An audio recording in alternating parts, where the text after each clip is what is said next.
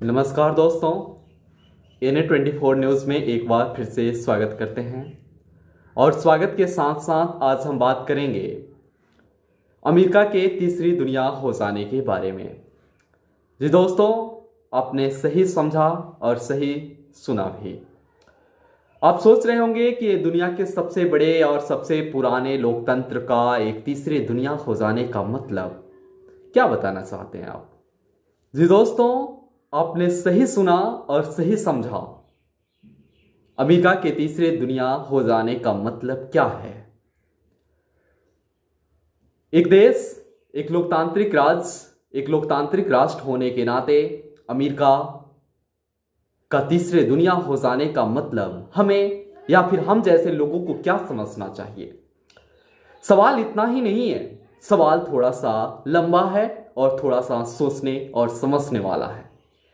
क्योंकि किसी भी एक लोकतांत्रिक राष्ट्र में रहने वाला व्यक्ति को यह हरदम चिंता हो जाती है कि दुनिया का सबसे बड़ा और सबसे पुराना लोकतंत्र का अगर किला ढहता है, जब उसके गिलगिट पार्क के बिल्डिंग पर चढ़कर किसी उपद्रवी उस शासन व्यवस्था, उस चुनाव प्रणाली, उस सत्ता हस्तांतरण को ललकारते हैं, तब कहीं ना कहीं लोकतंत्र और लोकतंत्र का कल्पना करना उसके जेहन में एकमात्र एक सपना और एक कल्पना मात्र के अलावा कुछ नहीं है। जी दोस्तों, बात कुछ ऐसा है कि 4 साल बाद अमेरिका में प्रेसिडेंशियल चुनाव होता है, जिसमें जो बाइडेन डेमोक्रेटिक पार्टी के नेतृत्वकर्ता हैं और रिपब्लिक पार्टी के नेतृत्वकर्ता तत्कालिक अमेरिका के राष्ट्रपति डोनाल्ड ट्रंप नेतृत्व कर रहे हैं। इन दोनों के आपस में अमेरिका के चुनाव प्रणाली के अनुसार चुनाव होते हैं और वहां के लोग उसे, बात आती है सत्ता सौंपने की, बात आती है कार्यकाल सौंपने की। आमतौर पे किसी भी लोकतांत्रिक राज्य में या फिर लोकतांत्रिक देश में जब चुनाव के बाद वो सत्तारूढ़ पार्टी या सत्तारूढ़ दल हार जाता है, तो एक विनम्र पूर्वक या फिर सत्ता का हस्तांतरण एक खूबसूरत लम्हों को सहेजते हुए सौंपा जाता है। लेकिन फिलहाल ऐसा कुछ नहीं हुआ अमेरिका में, और ना ही होने की चांसेस दिख रही हैं। अगर ऐसा होने की कल्पना मात्र अगर अमेरिका में होता भी, तो शायद अमेरिका में कैपिटल हिल पर हमले की घटना को तीसरी दुनिया के समानांतर देखे जाने लगा है।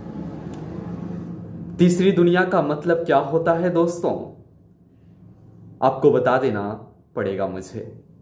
जैसा कि आपको पता है, तीसरी दुनिया एक देशों का एक ऐसा रेखांकित या फिर यूं कहे कि वर्गीकरण होता है जिस देश की बुनियादी ढांचा अस्थिर हो, जहां के बुनियादी ढांचा पर वहाँ के स्थानीय बलबूतों या फिर वहाँ के तमाम तरह के लोगों का पर ज़्यादा भारी उनका बलबूता पड़े।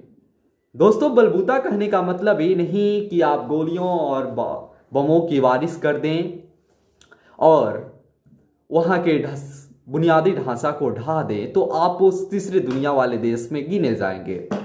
सवाल ये नहीं है दोस्तों, सवाल ये है कि उस बुनियादी ढांचा को बरकरार रखने में वहाँ के नागरिक, वहाँ के नेता, वहाँ के लोग का कितना अहम रोल रहा है। सवाल कुछ इसी तरह है अमेरिका में भी।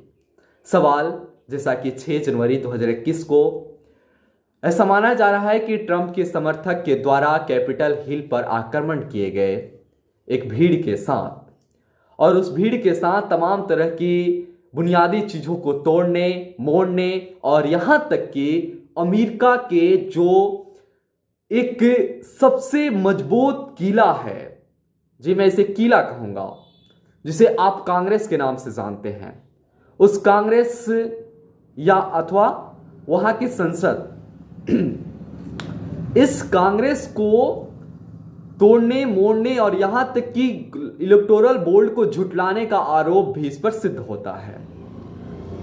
सवाल थोड़ा सा पेचीदा है दोस्तों कि क्या यह जानना जरूरी नहीं है हम लोग को हमारे जैसे लोगों को, क्योंकि हम भी भारत जैसे एक लोकतांत्रिक राष्ट्र में निवास करते हैं, हम भी एक नागरिक हैं, हमारा भी देश एक लोकतांत्रिक गणराज्य से बना हुआ है।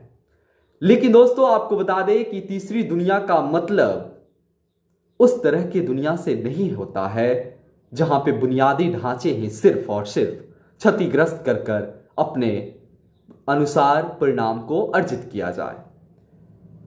उस बुनियादी ढांचा को बरकरार रखने में और बनाने में और सहयोग करने में और यहां तक कि मजबूत करने में वहां के नागरिक का भी अधिकार है। मैं इस बात को दोबारा दोहरा रहा हूं।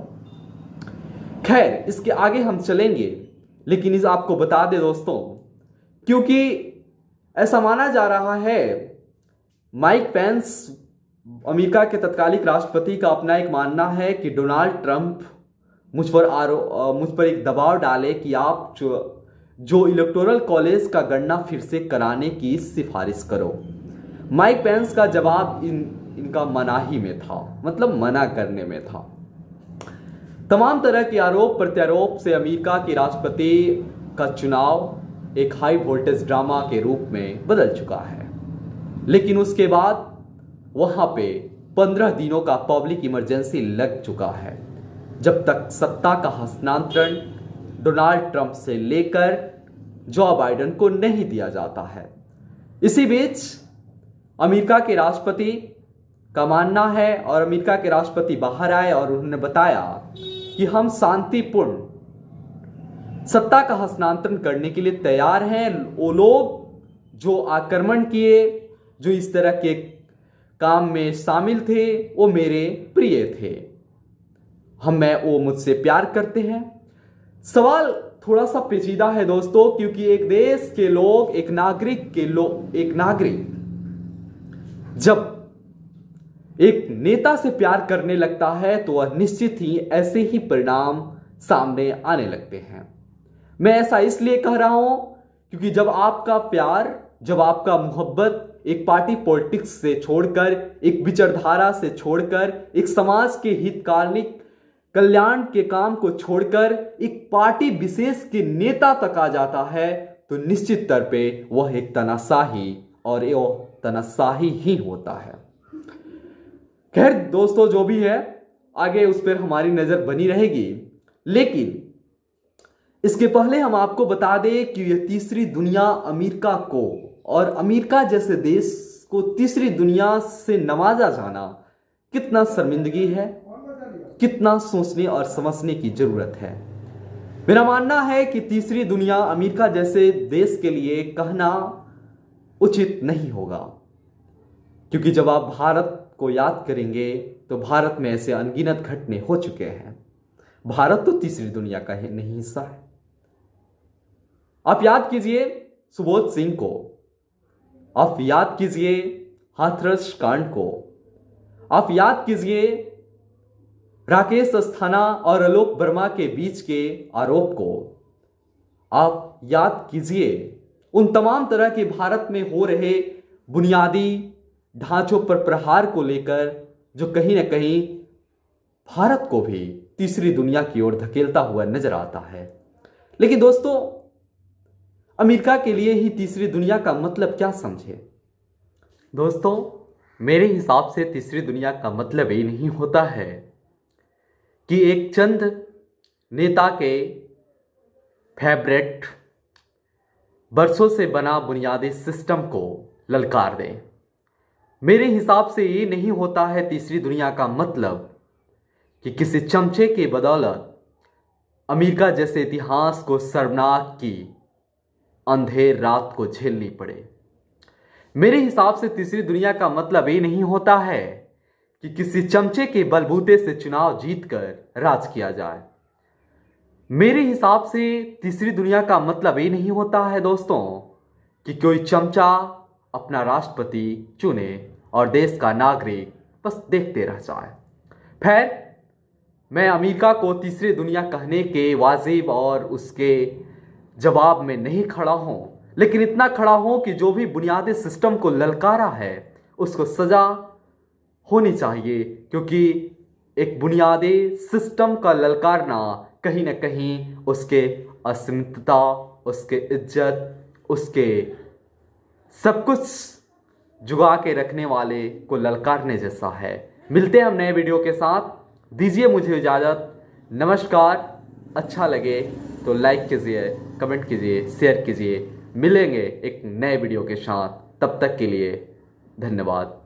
नमस्कार। अनुराग कुमार के साथ।